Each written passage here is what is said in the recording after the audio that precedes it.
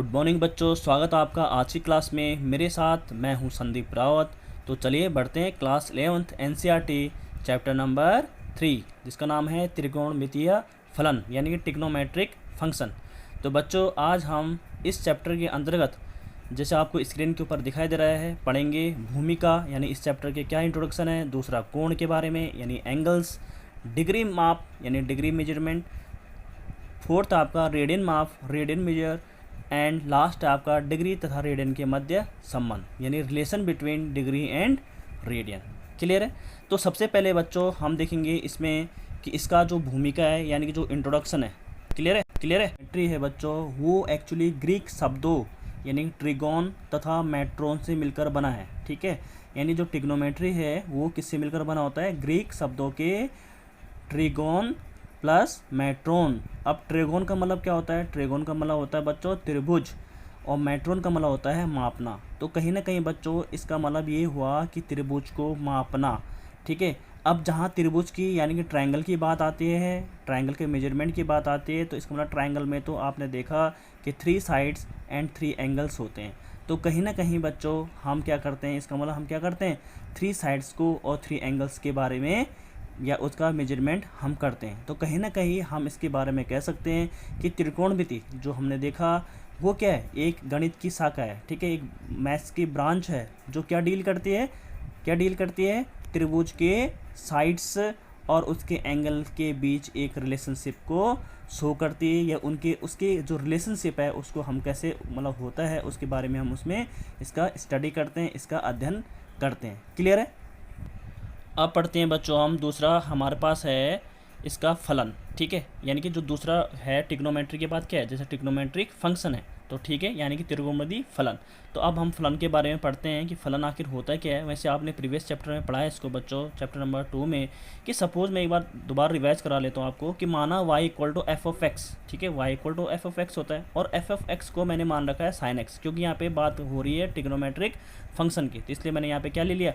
Trigonometric function ही लिया। यानी कि जो आपके पास होते हैं, आपने 10th क्लास में पढ़ा है, sine X, cos X, tan X, cot X, sec X, ठीक है, कॉस एक्स, ये सारे क्या होता है? ट्रिग्नोमेट्रिक फंक्शंस होते हैं। ठीक है, अब इनको हम फंक्शन क्यों बोलेंगे? क्योंकि कहीं ना कहीं ये फंक्शन की जो डेफिनेशन है उसको पूरा करते होंगे, उसको फुलफिल करते होंगे, तभी हम इनको क्या बोल सकते हैं? फंक्शन बोल सकते हैं। तो कहने का मतलब ये है कि जैसे आपने यहाँ पे लिखा है f of x equal to sine x. अब बच्चों यहाँ पे एक्स की वैल्यू आपने सपोज 0 रख दी, यानी एफ ऑफ 0, तो इसका मतलब यहाँ पे भी एक्स की जगह में 0 रखना पड़ेगा। तो यहाँ पे क्या जाएगा? साइन 0, और साइन 0 की वैल्यू आपने पढ़ा है क्या होती है? 0 होती है। अब यहाँ पे एक्स की जगह में बच्चों पाई बाय 6 रखोगे। पाई बाय 6 का मतलब होता है 30 डिग्री। ठीक है, तो इसका मतलब साइन पाई बाय 6 कितना होता है? यानी साइन 30 क्या होता है? 1/2 होता है। ऐसे ही साइन पाई बाय 4 रखा, तो यहाँ पे साइन पाई बाय 4 क्या है? यानी एफ एक्स की जगह पाई बाय 4 रखोगे तो यहाँ पे क्या आ जाएगा? Equal to sine pi by 4। तो आपको पता है साइन पाई बाय 4 की वैल्यू क्या होती है? 1/√2, यानी पाई बाय 4 यानी 45। तो 45 की वैल्यू क्या होती है? 1/√2। ये आपने क्लास 10th में पढ़ा है। ठीक है, ये वैल्यू पूरी टेबल आपको बताई गई थी वहाँ पे। और यहाँ पे एफ ऑफ पाई बाय 3 यानी कि 60, यानी कि साइन 60 कितना होता है? √3/2। यहाँ पे हो जाएगा साइन पाई बाय 2 यानी कि 90। इसको क्या लिखेंगे हम? साइन 90 क्या होता है? 1 होता है, और साइन पाई यानी 180 इक्वल टू साइन पाई क्या हो जाएगा आपका? 0, यानी f of pi equal to sine pi equal to क्या हो जाएगा? 0। तो बच्चों आपने देखा कि जो हम यहाँ पे पुट कर रहे हैं इसको हम बोलते हैं फंक्शन की लैंग्वेज में डोमेन है, और जो आपका इधर वाला आएगा वो क्या आएगा? आपका कोडोमेन आएगा। तो आप देखेंगे चाहे इसको ऑर्डर फेयर की तरह कर लीजिए, या आपको यहाँ पे एक एरो डायग्राम में बना के दिखा देता हूँ आपको। एरो डायग्राम में आप देखेंगे कि ये फंक्शन की डेफिनेशन को फुलफिल कर रहा है कि नहीं कर रहा। तो चलिए, तो बच्चों मैं इसको क्या करूँगा? एरो डायग्राम के थ्रू दिखाऊंगा कि जैसे मैंने इसको ए सेट मान लिया। ठीक है, जो यहाँ पे मैंने वैल्यूज पुट की उसको मैंने सेट ए के एलिमेंट माना, और जो उसका ये आया यानी रिजल्ट आया उसको मैंने सेट बी माना। तो आप देखेंगे यहाँ पे कि यहाँ पे 0 की इमेज क्या बन रही थी? 0 बन रही थी। पाई बाय 6 की 1/2 बन रही थी।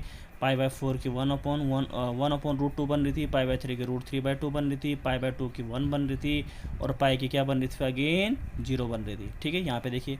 तो इसका मतलब जो according to a definition of function कि each element of set A has a unique image in a set B, यानी कि सेट बी के एलिमेंट के साथ एक यूनिकनेस आनी चाहिए, एक यूनिक इमेज बननी चाहिए। ठीक है, यानी जो मैपिंग बनेगी वो क्या बनेगी 1, जैसे 0 की 0 बनी, ठीक है, पाई बाय 6 की 1/2 बनी, पाई बाय 4 की 1/√2 बनी, पाई बाय 3 की देख रहे होंगे आप √3/2 बनी, और पाई बाय 2 क्या बनी 1, पाई की क्या बनी फिर 0। तो भाई 0 आप यहाँ पे सोच रहे होंगे कि 0 का भी 0 और पाई का भी 0, तो हाँ यूनिकनेस है यहाँ पे, क्योंकि 0 के लिए तो 0 यूनिक है ना भाई, इसके लिए तो ये यूनिक होगा, और इसके लिए भी क्या होगा, ये पाई के लिए क्या होगा 0। हाँ ऐसा नहीं होना चाहिए कि जैसे कि 0 इस वाले एलिमेंट की, मतलब ऐसे केस नहीं आना चाहता ऐसा वाला कि 0 की भी 1 बन रही है, ठीक है, 0 की जैसे 1 बनेगी, या 1 की अगर आप देखेंगे यहाँ से तो ये वाला केस, मतलब ऐसा नहीं होना चाहिए कि सेट ए के किसी एक एलिमेंट की दो इमेज बन रही है, जैसे 0 की 0 बन रही है और 0 की हाफ ए बन रही है, तो ऐसा वाला केस नहीं बनना चाहिए, ऐसा वाला, ठीक है, समझ में बात है, ये आपका फंक्शन नहीं कहलाएगा, ऐसा वाला केस बन सकता है, यानी कि यहाँ के 2 एलिमेंट की सेम इमेज हो सकती है, ठीक है, क्योंकि इसके लिए तो ये यूनिक है, इसके लिए भी ये यूनिक माना जाएगा। तो आपने देखा कि हमने इसको प्रूफ कराया कि ये y इक्वल टू जो एफ ऑफ एक्स है इक्वल टू साइन एक्स है, ये क्या एक ट्रिग्नोमेट्रिक फंक्शन है, यानी कि ये फंक्शन है, तो ये ट्रिग्नोमेट्री है, तो इसका मतलब ट्रिग्नोमेट्रिक रेशियो है, तो ट्रिग्नोमेट्रिक फंक्शन कहलाएगा। तो चलिए अब बढ़ते हैं कोण की ओर।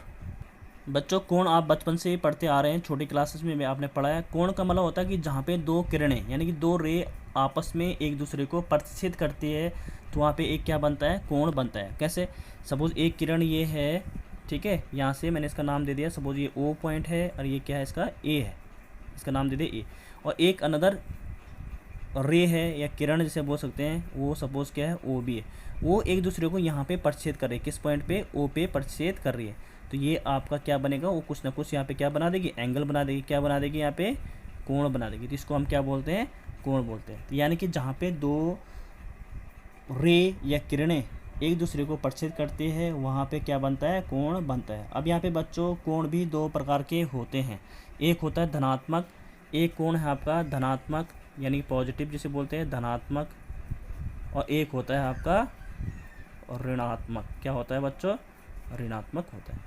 तो धनात्मक क्यों होता है कि जो जैसे ये आपके पास एक रे है, एक किरण है, सपोज ओ ए इसका नाम दे दिया मैंने, जब ये आपका एंटी क्लॉकवाइज, यानी कि आपको पता है कि जो वॉच है वो कैसे घूमती है, वो इसकी सुइयाँ ऐसे नीचे के लिए घूमती है, ठीक है, यूँ में घूमती है, अगर ये एंटी क्लॉज मतलब ऊपर के लिए उल्टा, ठीक है, घड़ी के उल्टा इधर घूमेगी, यानी कि सपोज ये कुछ देर बाद हमने देखा कि ये वाली रो, ये वाली जो एरो है या रे है, कुछ देर बाद उसकी पोजीशन ये आ जाती है, सपोज वो पोजीशन क्या होती है बी, तो ये कहीं ना कहीं एंटी क्लॉकवाइज घूमा, तो इसे हम बोलते हैं पॉजिटिव यानी कि धनात्मक कोण, क्या बोलते हैं बच्चों से, धनात्मक कोण कहलाएगा ये, यानी कि इसे बोलते हैं हम प्रारंभिक भुजा, जिसे हम बोलते हैं प्रारंभिक, इसे बोलते हैं हम प्रारंभिक भुजा यानी कि इनिशियल साइड, और इसे बोलते हैं जो उसकी लास्ट वाली साइड आई, यानी कि यहाँ से यहाँ तक उसने घूर्णन किया, रोटेट हुआ वो, तभी तो एंगल बनेगा, जब रोटेट करेगा तो यहाँ पे आ गई वो उसकी पोजीशन, नई पोजीशन, ये क्या है, ओ बी है, तो इसे बोलते हैं हम अंतिम भुजा यानी कि टर्मिनेट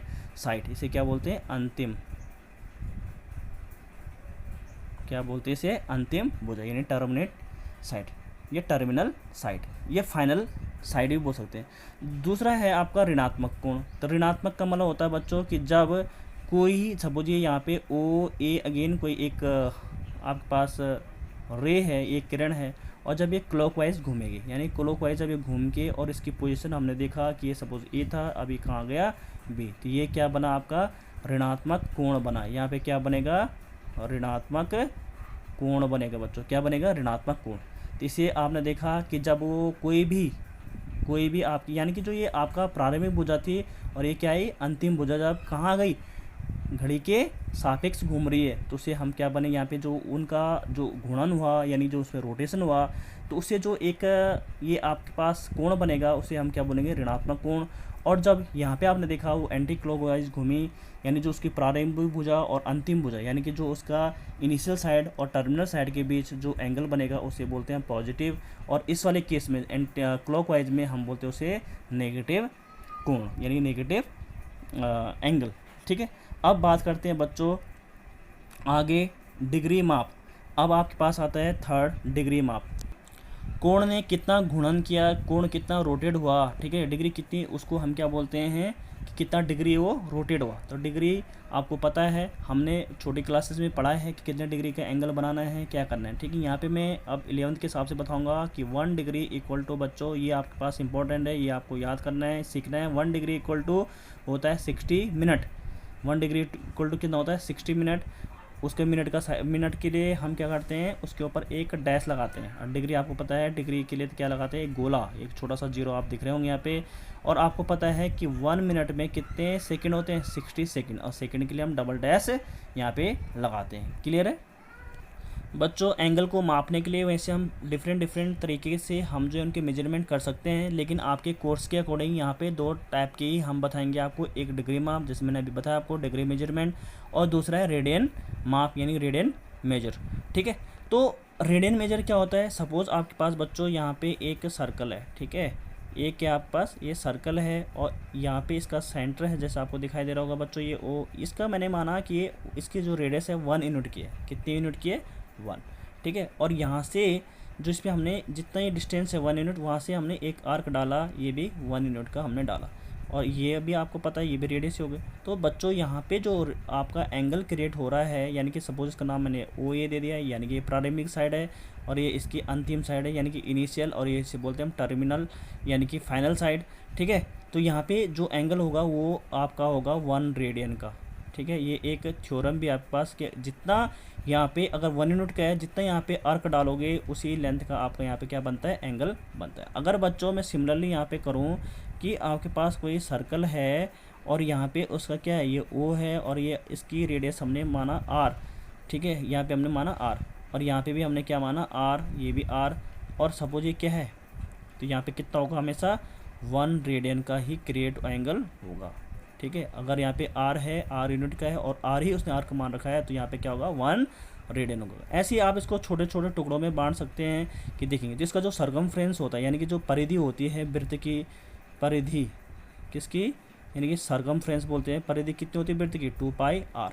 अब बच्चों एक आर के लिए यानी कि एक आर जितना ये आर्क है, इतने जो हमने ये चाप डाला यहाँ से यहाँ तक इसी लेंथ का, उसके लिए अगर 1 रेडियन का एंगल बन रहा है, 1 रेडियन को हम सी से डिनोट करते हैं, 1 उसके ऊपर सी बैठा दीजिए आप। ठीक है, तो यानी कि आर के लिए, एक आर के लिए जब 1 सी है, 1 रेडियन है, तो 1 के लिए कितना होगा, 1/r रेडियन होगा। तो 2 पाई आर, क्योंकि अब पूरा सर्कल के लिए कितना होगा फिर, क्योंकि यहाँ जैसे इतने छोटे के लिए देखो 1 है, फिर ऐसे इसके लिए 1 आएगा, ऐसे 1 1, तो मैं पूरे के लिए निकाल देता हूँ कितना रेडियन आएगा। तो 1 के लिए 1/r हुआ, तो 2 पाई आर के लिए कितना हो जाएगा, 1/r इंटू 2 पाई आर। अब बच्चों क्या होगा, इस आर से ये आर कैंसिल हो जाएगा, तो आप देखेंगे यहाँ पे 2 पाई रेडियन। इसको क्या बोलेंगे हम, 2 पाई रेडियन। यानी कि पूरा जो ये वृत्त का यानी कि जो सर्कल है उसके यहाँ पे जो सेंटर पे एंगल बनेगा कितना, यानी कितना घूम जाएगा, 2 पाई एंगल घूमेगा। तो ये किस में आएगा, रेडियन में। इसे क्या बोलते हैं हम, रेडियन। क्या बोलते हैं बच्चों, रेडियन। ठीक है, अब बात आती है कि आपने देखा कि यहाँ पे यानी कि जो वृत्त का जो सर्कल था, जो वृत्त का यहाँ पे सर्कल था उस पर कितना डिग्री घूम रहा है, सॉरी कितना रेडियन घूम रहा है, 2 पाई रेडियन यहाँ पे घूम रहा है। अब हमारे पास लास्ट है डिग्री और रेडियन के मध्य संबंध। तो आप देखेंगे कि डिग्री और रेडियन के मध्य संबंध क्या होगा, डिग्री और रेडियन के मध्य बच्चों ये संबंध होगा कि आपको पता है कि अगर पूरा वृत्त घूम रहा है, मतलब पूरा वृत्त जब ये ऐसा हमने बनाया होगा तो कितना डिग्री घुमा हुआ है, 360 डिग्री। तो जो इनका जो संबंध आएगा यहीं पे बता लेता हूँ मैं, संबंध आएगा 360। ये भी एक तरफ से रोटेशन है यानी घूर्णन है, और ये भी आपका पता अभी आपको कि ये कितना घूम गया था यहाँ पे, यानी 1 पाई ऐसी 1 रेडियन 1 तो कितना घूमा था ये, 2 पाई रेडियन। तो कहीं ना कहीं आपस में क्या होंगे, इसका मतलब इक्वल होगा, क्योंकि घूमने का जो हमारा एक तरफ से हम घूर्णन ही तो निकाल रहे हैं दोनों का, तो 2 पाई। तो यहाँ पे क्या हो जाएगा आपका 360/2, यहाँ आ जाएगा, यहाँ बचेगा पाई, तो यानी कि ये हो जाएगा 180 डिग्री। ये डिग्री है, ध्यान देना, 360 ये डिग्री है और ये क्या है आपका रेडियन है। तो 180 डिग्री इक्वल टू क्या हो जाएगा, पाई रेडियन। तो हमने ये संबंध निकाला, एक रिलेशन निकाला कि डिग्री और आपका जो रेडियन है उसमें क्या संबंध है। तो पाई इक्वल टू क्या होता है, 180 डिग्री होता है। तो होप कि आपको ये क्लियर हुआ होगा। Thank you so much.